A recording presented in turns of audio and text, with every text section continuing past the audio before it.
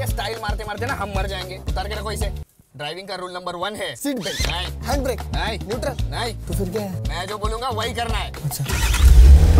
धीरे धीरे धीरे। हाँ छोड़ो छोड़ो छोड़ो। अरे छोड़ो। हाँ। अरे ब्रेक छोड़ना था। स्पीड बराबर तुम्हारी 40 के ऊपर जा रही है। मार्क्स 40 के ऊपर लेके जाओ ना। हाँ शुक्ला बात कर रहा हूँ। Right right right right.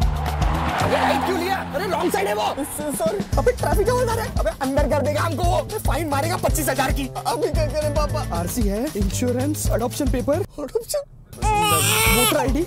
पापा आप कुछ ज्यादा ही हाइपर हो रहे हो। ये लो स्प्राइट पियो और ठंड रख।